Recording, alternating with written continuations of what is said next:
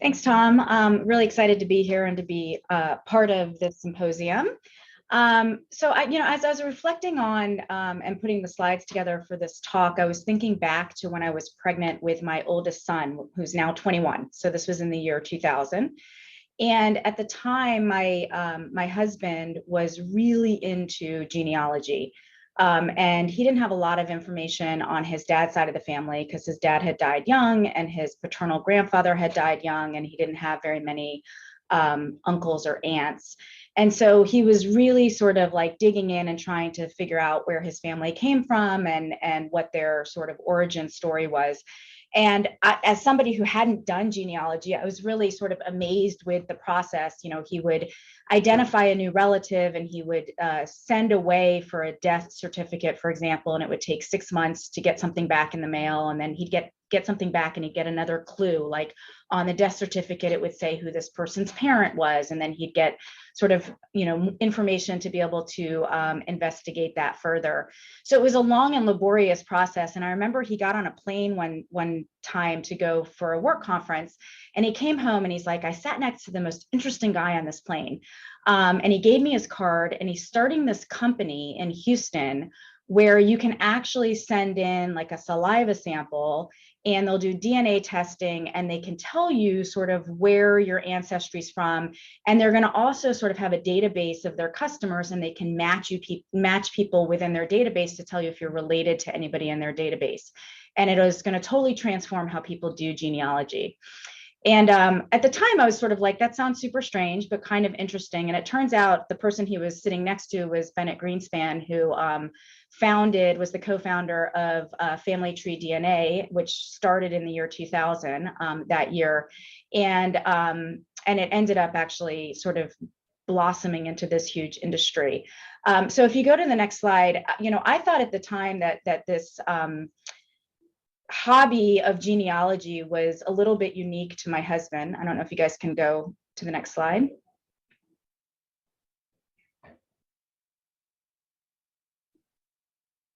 Thank you. But it turns out that there are millions and millions of people who are really, really interested in learning more about their family origin. And in fact, USA Today reported a couple of years ago that genealogy is the second most popular hobby in the United States after gardening, and the second most visited website after pornography. And I thought that was just really astounding. I think a lot of people are engaged in sort of the activity of trying to understand who is part of their family and where their family came from. And direct-to-consumer genetic testing has really transformed genealogy research, starting with Family Tree DNA in 2000. And then, of course, we have all of these other direct-to-consumer genetic testing companies like 23andMe and Ancestry, which is the largest one, MyHeritage, and GEDmatch, which allow for different types of genetic testing. And they give you all kinds of information, including information about your ancestry and particularly information about who within their database or their customer database you might match to and could be genetically related to. And so this this relative matching service aspect of direct-to-consumer genetic testing is what I'm going to talk about today. Next slide. So for most of these companies, if you want to participate in their relative matching services and be linked to other people who you might have shared DNA and could be genetically related to, you usually have to opt in specifically. It's not usually a condition of participating in direct-to-consumer genetic testing. Next slide. And this is sort of an example of what you would get back if you do opt into relative matching services. So typically they will tell you all of the people that you have some shared DNA with, and usually it's a large number of people, but most of them are probably distant relatives because once you get out to sort of third, fourth, fifth cousins, you start to see that you're related to a lot of people, and there's a lot of mixture there. But occasionally you'll get matched to somebody who you share a significant amount of DNA with, and the potential relationship range is much closer. So in this case, the top hit for this individual was somebody who suspected to be either between a first and a third cousin. And sometimes you'll get a match that shows that you have enough shared DNA that it suggests a relationship of a biological parent or child or sibling that is a much closer relationship. Next slide. So the information you get is you get sort of that person's, if they've opted into relative finding services, you'll get their user ID. Some people, it's their name and email address, and you can contact them directly, and it's fairly easy to make that contact. For other people, they may have used a pseudonym in terms of their username. They may not have included their own email address. There might be somebody else who's managing their account. And so it might be somebody else's email address and name that pulls up, and they're managing the account for like their entire family or their, their surname group.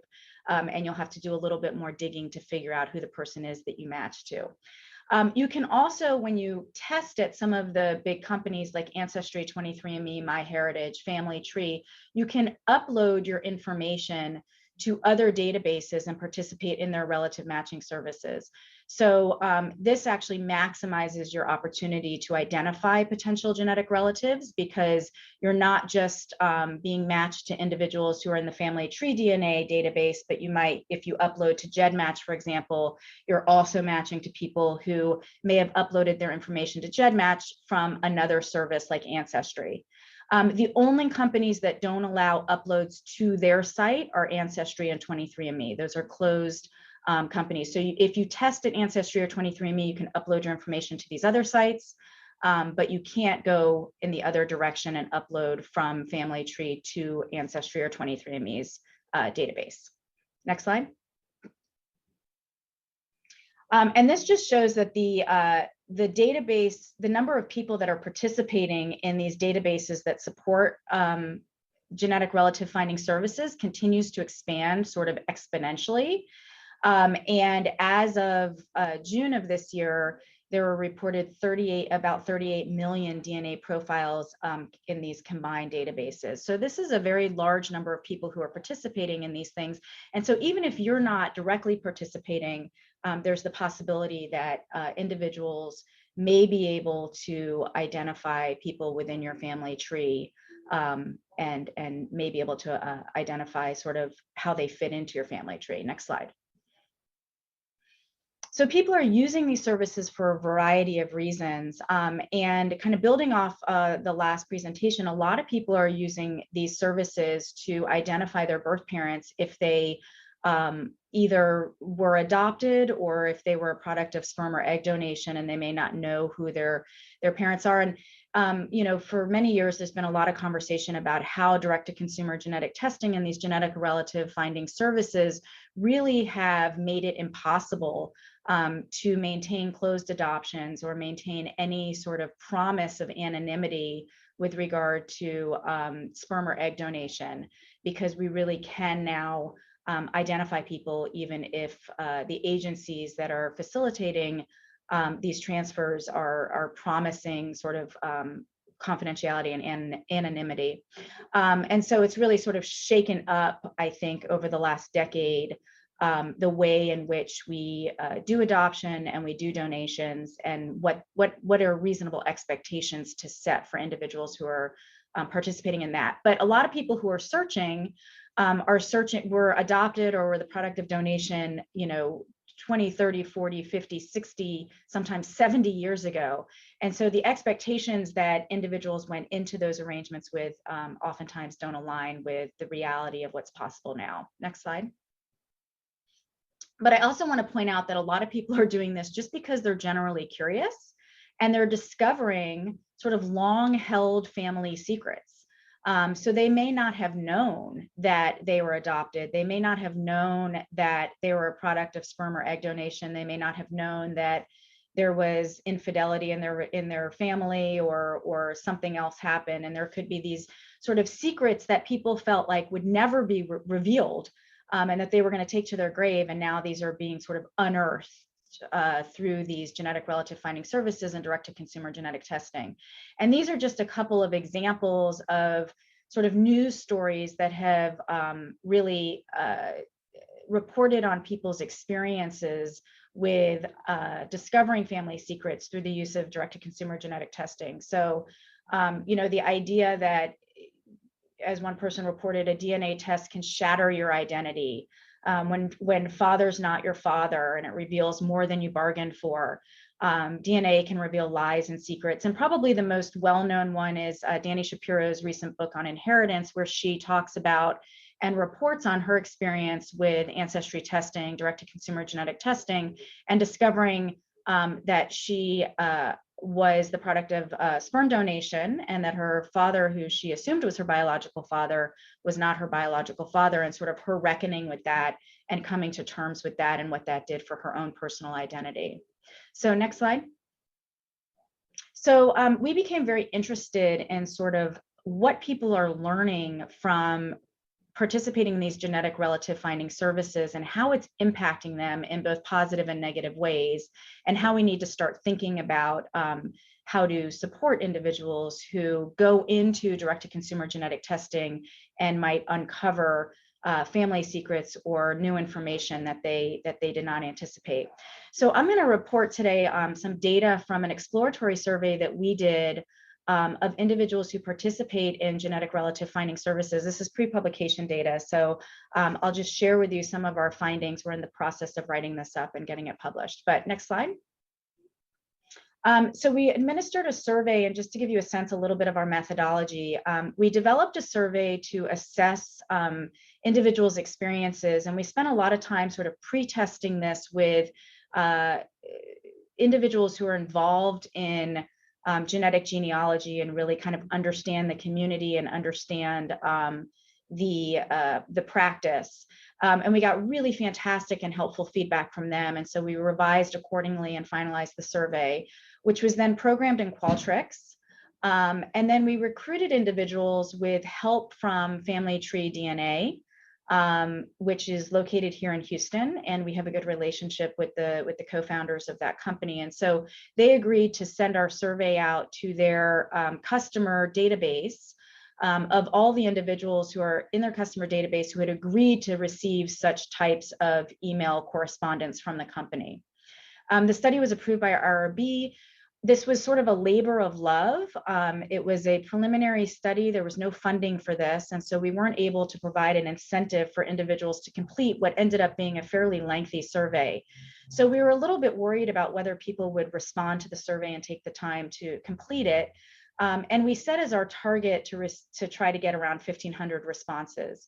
We sent the survey out and left it open for 8 days. And if you click the next slide, you'll see that our response rate far exceeded our expectations. And after sort of excluding a lot of people based on sort of incomplete responses and some concerns about whether they were really, they had inconsistent answers to different questions, we sort of cleaned the data, and ultimately we had 23,196 valid responses, which was a tremendous amount of data. Next slide. Here are our respondent characteristics. You can see they mirror what you would expect for these direct-to-consumer genetic testing consumers. Average age, the mean age was 63 with a standard deviation of 12.7. We had about half male, half female. The vast majority, 80%, self-identified as white. And most of them had either associate's or bachelor's degree or a higher educational degree than that. And the majority of them also had an annual household income over $50,000. Of interest to this group, we asked how many of them were adopted and how many were donor conceived. You can see here that 7% of our respondent population was reported being adopted. That was 1,600 individuals. But really interestingly, of those that reported being adopted, 15% of them said that they learned that they were adopted from genetic relative finding services. So they had not known that they were adopted previously to participating in this direct-to-consumer genetic testing activity. A smaller proportion were donor conceived, 0.6% of our population. But of those who were donor conceived, 45% of them learned that they were donor conceived from participating in these services. Next slide. We also asked respondents what direct-to-consumer genetic tests they purchased. So although we were using as our sampling frame consumers from Family Tree DNA, not everybody in their customer database got their testing done at Family Tree DNA, and many people got testing done at other sites and or got at multiple sites. So you can see here there's a spread across the majority of the large companies, and that 55% of our respondents reported getting testing done at more than one, by more than one company. Next slide. We also asked what genetic relative finding services they used, because you remember you can upload your data from one site to another. And you can also see here that they used all kinds of services from the various companies, and that the vast majority of them, almost 75%, had uploaded their data to more than one site for the purpose of genetic relative finding. Next slide. We asked individuals what their motivations were for participating in the genetic relative finding services specifically. So not direct-to-consumer genetic testing more generally, but when they clicked to opt into relative finding, we asked what motivated them to do that. And you can see here that there are a variety of motivations, but most of them were fairly generic. So the vast majority of people, if you look in the first column, 76%, 72% said they just wanted to build their family tree, or they were generally interested in what they might learn. 46% had non-specific sort of curiosity reasons for participating in these services, and a much smaller minority, 9% of our population, said they specifically chose to do this so that they could share health information with relatives that they found. 9% also said that they chose to participate so that they in search for a biological parent. So they were actually explicitly, proactively looking for a biological parent. Next slide. We then asked individuals if they had identified any new relatives through genetic relative finding matching through the services. And 82% of our population our respondents reported that they identified a new relative. The vast majority of those were sort of what you would expect with regard to distant relatives, cousins, first cousins, second cousins, third cousins. But we did have a significant minority who reported identifying close genetic relatives, like a child relationship, a sibling or half sibling or a grandparent, or even a biological parent. And what I've highlighted here is that of those who identified a child or a sibling or half sibling, there was a very high percentage of them who actually attempted contact with those individuals. And when they did attempt contact, you can see on the far right column here that almost all of them, 94%, 92%, they were actually successful in having the relative respond. And some of the other categories of relationships, I think there was less successful attempts at contacting relatives. Next slide. Another thing that I thought was very interesting was that many of the people who identified a new relative, whether they were doing it in order to share health information or not, they ended up sharing health information across these new discoveries. And so you can see in the green bars here, the person who they contacted shared health information with them. And in the blue bars, it's the respondent, shared health information with other relatives who they discovered and identified. So when individuals identified a biological mother, father, child, or sibling, they were very likely to share information one way or another, whether they got information from that individual or they shared information with that individual, or both. Next slide. The second thing we asked individuals was whether they had identified any new information that they didn't already know about through these services. And this is kind of a busy slide also, but you can see that 61% of individuals said they discovered something completely new or unexpected. And the majority of them kind of filled in their own responses for what it was that they discovered. And here there's some examples in the slide, but I've kind of put in this red box what's relevant to our conversation, which is that about 17% of them did report finding new information related to a biological parent for themselves or one of their genetic relatives. And a portion of those individuals reported that they discovered this information and also discovered that they were, or a relative was adopted or donor conceived. Next slide. We then asked individuals how they responded to receiving this new information, and we asked them about what changes they made, both from a physical and mental health perspective, as well as a lifestyle perspective.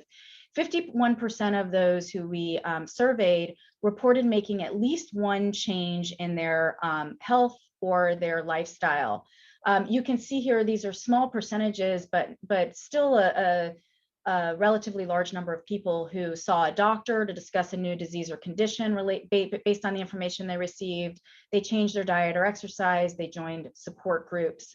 And then there were a smaller number of people who did other things like change their medication and stuff like that. Next slide. In terms of their lifestyle changes, I thought this was really fascinating in terms of what people began to do after making these new discoveries. 6% of our respondents said they began participating in new cultural activities. Some people went so far as to change their name, made a will. Some people moved based on this information. They changed, 51 people reported changing their appearance. 27 people reported changing their job, and then there was a lot of other information that people gave us qualitatively about what they did to change their lifestyle and behaviors in response to getting this information. Next slide. Overall, the consequences that people reported from participating in genetic relative finding services was positive. So I think it's really important to acknowledge that what we heard over and over again from people in piloting the survey and also in the survey itself and the qualitative responses was that there were a lot of mixed feelings that people had after discovering this new information. And it wasn't so simple. It was mixed feelings, and there were changed feelings over time, and it was really described as like a journey. But we did want to try to get a sense of, like, at the point in time at which we were surveying them, did they feel like they had net positive consequences for themselves and their loved ones, or net negative consequences for themselves and their loved ones from participating in these services? And you can see here that 65% reported net positive consequences for themselves. 24% said there was really no consequence, it didn't really impact them that much. And very few individuals reported net negative consequences for themselves or their loved ones. Next slide. There was also fairly low decisional regret with regard to participating in these services. 11% experienced some decisional regret, but if we use a cutoff score on the decisional regret scale of 30 or higher, there were only 11% who reached that threshold.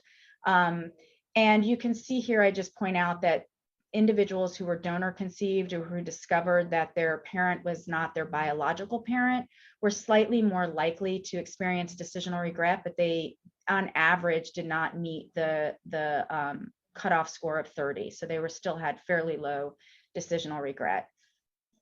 Next slide. But of those who had negative experiences, which was a minority, but it was a important minority, I would say. When we offered them an opportunity to expand on sort of what their experiences were, we heard that there were really significant negative experiences that people had. So I'm not going to read through all of these, but just examples. One person said, "I suffered a health crisis as a result of this traumatic news." Another person said, "I wish I had never had my DNA done. As a result, I have no, and I mean no, immediate family. I'm devastated and have cried buckets over this." Somebody else said, "This test should have a disclaimer. It has ruined so many people's identities, and that causes great distress. It's been life-changing." So you can see that people were very, there were some people, even though it was a small minority, there were some people who felt very strongly that this had negative impacts on them, and that clearly need additional support in understanding and coping with this new information. Next slide. So the key takeaways from our survey, I think, are that there are many people participating in genetic relative finding services period. And many of those who are participating are doing so for non-specific reasons or out of curiosity.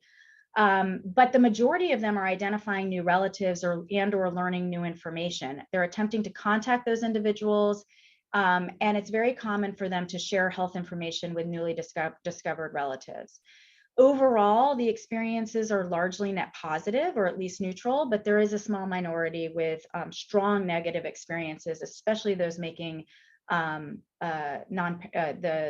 discoveries around parentage, the parent not being expected.